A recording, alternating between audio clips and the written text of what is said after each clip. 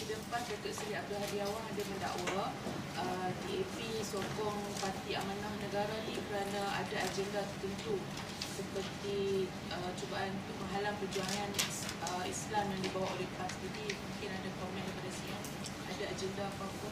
Saya rasa itulah satu tuduhan melulu politik daripada beliau. Kalau nak sebut sama ada itu benar atau tidak, saya rasa lebih baik dia jawab kepada Tun Dr. Mahathir lah. Tun Dr. Mahathir pun ada buat beberapa kenyataan. Biar dia jawab kepada Tun Dr. Mahathir. Saya tak mau buat kritikan seperti ini kerana bulan ini bulan Ramadan. Saya pun tak mau terlibat dalam polemik maki hamun. Saya tak mahu gunakan perkataan seperti babi dan sebagainya. So saya rasa lebih baik saya tak mahu gunakan perkataan babi yang pernah digunakan oleh beliau ke atas bukan Islam. So itu saya rasa saya tak mahu terlibat dalam polemik sedemikian. Lebih baik dia jawab kepada apa yang Tun Dr. Mahathir sebut. Yang saya nak tegaskan ialah bila kita sokong Parti Amanah, kami sokong Parti Amanah sebagai rakan seperjuangan dalam Pakatan Harapan. So apa salahnya kalau kita sokong calon Parti Amanah, kerana kami sama-sama dengan 3R dan Parti Amanah adalah dalam Pakatan Harapan. Dan ajaran kita bukanlah seperti yang disebut oleh PAS. Ajaran utama kita ialah nombor satu, menentang Barisan Nasional kerana skandal rasuah seperti 1MDB, menentang Barisan Nasional kerana menentang GST dan mau GST dihapuskan kerana susahkan rakyat, susahkan ekonomi, tak selamatkan Malaysia, sebaliknya selamatkan Perdana Menteri. Dan yang kita tak, dan ketiga, nak cadangkan pendekatan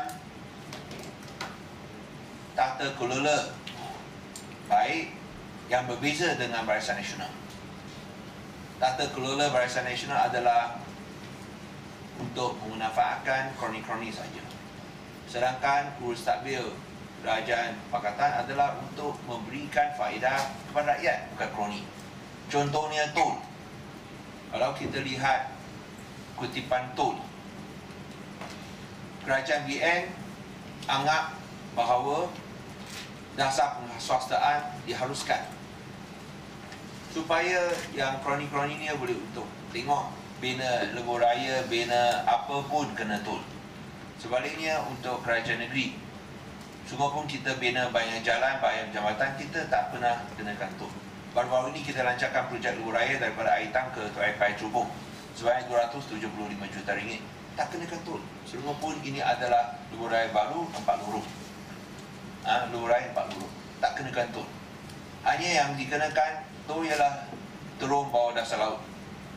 Ini pun bukan dibina sekarang, ini 12 tahun akan datang, iaitu 2027. Bila kita ramalkan bahawa kesesakan trafik akan menjadi teruk, bila jambatan pertama dan jambatan kedua akan penuh, perlu jambatan ketiga ataupun laluan ketiga. Tapi kerana tak boleh bina jambatan ketiga, kerana tak perlukan kebenaran daripada kerajaan pusat, maka kita terpaksa cari jalan lain, iaitu laluan ketiga dalam bentuk terowong bawah dasar laut.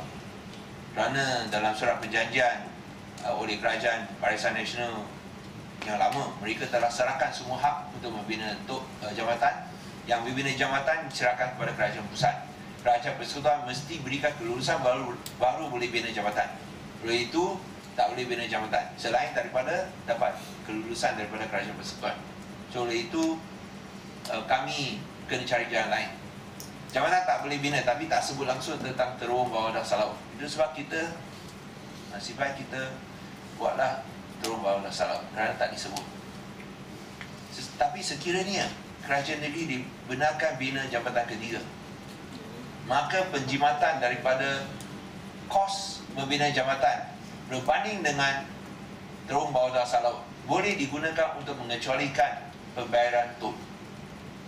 So saya nak tegaskan di sini, bila kita sebut tentang jabatan ketiga, ia adalah sebagai gantian kepada terung bawah dasar laut. Bukan bina terung bawah dasar laut dan juga bina jabatan, tidak. Sebagai gantian. Tapi kerana tak dapat kebenaran, kita terpaksa pilih terung bawah dasar laut. Sekiranya Kerajaan Persekutuan rela memberikan kebenaran untuk membina jabatan ketiga daripada Persiaran Geni ke Bagan Ajam, maka penjimatan kos kita boleh gunakan untuk kecualikan daripada membayar itu. Terung bawah dasar laut, kosnya hampir dua kali ganda lebih tinggi daripada bina jabatan. So sekiranya boleh bina jabatan, penjimatan ini kita boleh gunakan untuk bayar tol supaya rakyat tak perlu bayar tol jabatan ketiga. So itulah pendekatan daripada Pakatan Harapan. Kita cuba elak kalau boleh daripada bayar tol. Sedangkan BN tiap-tiap kali akan kena tol. Siapa yang dapat manfaat? Kroni-kroni BN. Tapi di bawah Pakatan, siapa akan dapat manfaat? Rakyat akan dapat manfaat kerana tak perlu bayar tol. So itulah perbezaan. Pakatan tanpa tol, barisan pasti ada tol. Okey. So itulah agenda bila kita sokong mana. Saya sebut 3 saja. Kalau nak sebut lagi panjang, besok pun tak boleh habis. Terima kasih, Pak Som.